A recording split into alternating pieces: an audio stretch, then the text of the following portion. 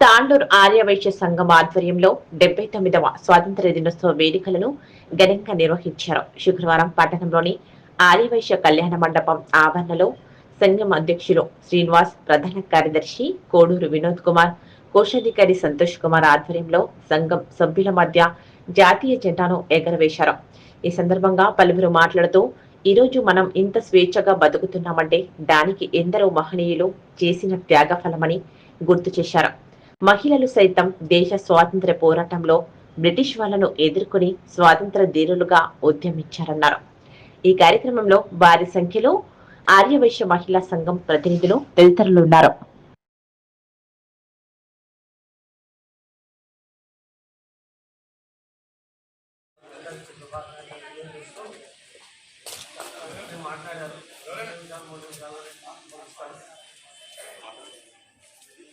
ఒక విషయం గుర్తుంచుకోవాలి, భారతదేశం మహిమాన్వితమైనటువంటి దేశం. భగవంతునికే ఇది జన్మస్థానం. ప్రపంచంలో ఏ దేశంలో లేనటువంటి విషయాలని మన దేశంలో వ్యక్తపరిచారు. భారతదేశం అనేది మీరు చూడండి, దేశానిపైన కూడా దండెత్తలేదు. అది గుర్తుంచుకోవాల్సిన సమయంలో ఎలా పోవాలో కూడా తెలిపేది భగవద్గీత మనందరికీ తెలుసు. కానీ ఎలా పోవాలి, భగవంతుని ఎలా తెలుసుకోవాలి, మన నిజ జీవితంలో ఎలా నడుచుకోవాలి, ప్రతి ఒక్కటి కూడా అందులో ప్రతి సమస్యకు పరిష్కారం అందులో ఉంది. కాబట్టి పిల్లలు అని కాకుండా పెద్దలు కూడా ప్రతి ఒక్కరు వారి సమయాన్ని చేయించి వారానికి 1 గంట, దీనికి నామోసి ఏమీ లేదు. ఎందుకంటే ఇది సంస్కృతంలో ఉంటుంది, అందరూ కూడా నేర్చుకోవాలి, దాన్ని ఆవిష్కరించుకొని దాన్ని మనకు ఆచరణలో పెట్టుకోవాలి. ఎందుకంటే మనకు తెలుసు, వివేకానందుడు మన షికాగోలో సర్వమత సమావేశంలో వారి దేశాల గురించి ఇతరులు, జపాన్ నుంచి ఒకరు, అమెరికా నుంచి వైట్ హౌస్ అని, రష్యా నుంచి లెనిన్, ఈ విధంగా వారి గొప్పలు చెప్పుకున్నారు. కానీ వివేకానందుడు ఏం చెప్పుకున్నట్టు, నా దేశము భగవద్గీత, నా దేశము అగ్నిగీత, నా దేశము కరుణాంతరంగ, నా దేశము సంస్కార గంగ. ఈ విధంగా మన దేశాన్ని ప్రకటించి మనం బోధించిన మహాత్ములు అటువంటి వారు భగవద్గీత. కాబట్టి మన శ్రీనివాస్ కానీ, వినోద్ కానీ, వీళ్ళందరూ ప్రతి ఒక్కరు కూడా నాకు బాధ్యత ఇచ్చారు. నేను ఇప్పటికే పూర్తి కాలాన్ని ఇంకా నాకు బాధ్యత వహించి ఎక్కడ తాండ్రు ఎక్కడైనా కానీ వేరే ఊరు అయినా 15 ఆగస్టు శుభాకాంక్షలు తెలియజేయడం అవుతుంది. ఈరోజు ఇంత స్వేచ్ఛగా, ఇంత ఉల్లాసంగా మనమందరము జీవిస్తున్నామంటే ఆ రోజు ఎందరో మహానుభావులు, మరెందరో యోధులు వాళ్ళు శ్రమించి కష్టించే ఈ స్వాతంత్రం మనకు దక్కింది. అందుకు అనుగుణంగా మనమందరం కూడా సంవత్సరంలో ఒక్కరోజైనా వాళ్ళందరినీ మనమందరం కూడా తలుచుకునే విధంగా ఈ జెండా వందన కార్యక్రమాన్ని రూపకల్పన చేశారు.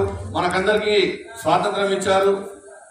మన దేశం సుభిక్షంగా ఉండాలంటే ఇద్దరు ముందు జై జవాన్ జై కిసాన్. భద్రతలో జవాన్ మరియు రైతు వారి యొక్క శ్రమ ఉంటేనే మనమందరం కూడా ముందుకు వెళ్తున్నాం. అదేవిధంగా ఎందరో మహానుభావుల త్యాగఫలమే ఈ స్వాతంత్రం.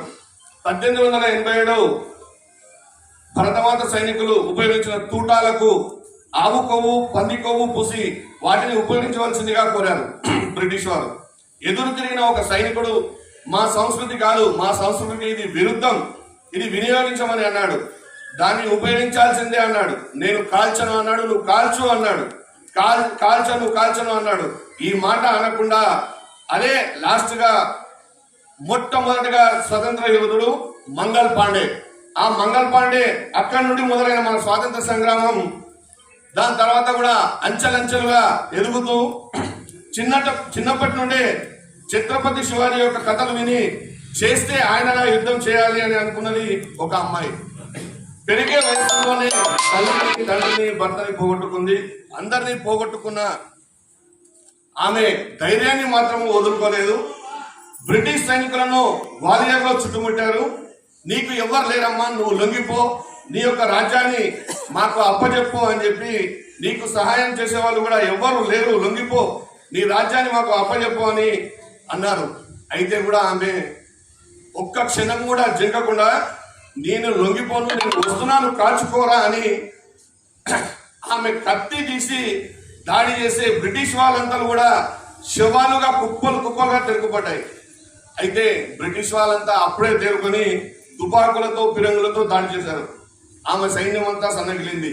ఇక ఓటమికి తప్పదనుకున్న ఆమె ఒక నిర్ణయం తీసుకొని ఏ బ్రిటిష్ కుక్క కూడా నా శరీరాన్ని తాకరాదని చెప్పి సమీపంలో ఉన్న గడ్డివాముపై ఎక్కి తన తోటి సైనికురాళ్లతో తగలబెట్టుకుంది. ఆమెనే వీరమరణం పొందింది. ఆమెనే ఝాన్సీ లక్ష్మీబాయి. అటువంటి మహామహులు పుట్టిన మన గడ్డ. దాని కనకనలాడే అగ్నిగోళం, భగభగ మండే సూర్యుని లాంటి వ్యక్తి అయినా ఆయన వస్తుంటారంటేనే బ్రిటిష్ వాళ్ళు యుద్ధం చేయడం మాని ఎండకు పరిగెత్తేవాళ్ళు.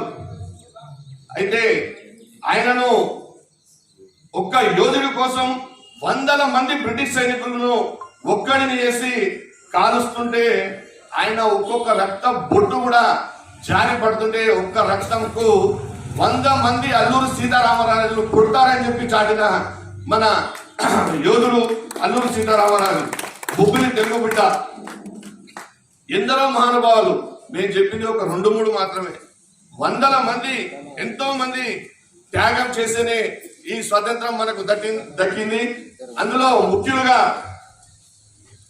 సుభాష్ చంద్రబోస్, సర్దార్ వల్లభాయ్ పటేల్, భగత్ సింగ్, చంద్రశేఖర్ ఆజాద్, బాలగంగాధర్ తిలక్, కందుకూరి వీరేశలింగం పంతులు, తాంతియ తోపే, బిఆర్ అంబేద్కర్, ఝాన్సీ లక్ష్మీబాయి, బంకిం చంద్రపాల్ చటర్జీ, లాలా లజపత్ రాయ్, సుఖదేవ్ సావర్కర్, ఉయ్యాలవాడ వీరనరసింహారెడ్డి, దుర్గాబాయి దేశ్ముఖ్, అశ్వకుల్లా ఖాన్, లాల్ బహదూర్ శాస్త్రి, గోపాలకృష్ణ గోఖలే, కిత్తూరు చెన్నమ్మ, బిపిన్ చంద్రపాల్, సరోజిని నాయుడు, ఇంకా ఇంకా ఇంకా చాలా మంది కూడా ఎందరో యోధులు అందరూ కూడా వారి త్యాగ ఫలమే ఈ స్వాతంత్రం. అటువంటి స్వాతంత్రాన్ని కూడా ఇక్కడ ఉన్న ప్రతి ఒక్క భారతీయుడు మనం భారతదేశానికి విధేయులై ఇక్కడే ఉండి మన దేశాన్ని తిట్టే కొంతమంది ధూర్తులని వాళ్ళు ఆలోచించవలసిందిగా కోరుచున్నాం. కావున మనం భారతదేశానికి విధేయతగా ఉండి ఈ యొక్క స్వాతంత్రాన్ని మనము మన పిల్లలందరూ కూడా ఇంకా చాలా ముందుకు సంతోషంగా ఉండే విధంగా ప్రతి ఒక్కరు కూడా చేయవలసిందిగా కోరుచున్నాము. ఇందులో భాగంగా ఈరోజు మన ఆర్యవైశ్య సంఘం వికారాబాద్ వాళ్ళు వికారాబాద్ డిస్ట్రిక్ట్ లెవెల్లో ఆత్మీయ సమ్మేళన కార్యక్రమాన్ని ఈరోజు మధ్యాహ్నం 1 గంటకు చేపట్టారు. దానికి ఈరోజు 15th ఆగస్టే, అందరికీ కూడా హాలిడే. మన యొక్క ఆర్య వైశ్యులందరూ కూడా రాజకీయంగా ఎదగాలి. రాజకీయ పవర్ మన చేతిలో ఉంటేనే ఏదైనా చేయగలుగుతాం. కాబట్టి అందరూ కూడా సమాజంలో సంఖ్యాబలం అనేది ఖచ్చితంగా చూపించాలి. ఆ సంఖ్యాబలం ఉందంటేనే రాజకీయ నాయకులందరూ మన దగ్గరకు వస్తారు, మనకేం కావాలనేది అడుగుతారు. కాబట్టి దయచేసి ఈ రోజు జరిగే ఈ కార్యక్రమంలో ప్రతి ఒక్క కుటుంబం నుంచి ఒకరొకరు కాదు, ఫ్యామిలీతో ఖచ్చితంగా రండి. అందరూ కూడా ఈ కార్యక్రమాన్ని విజయవంతం చేయవలసిందిగా.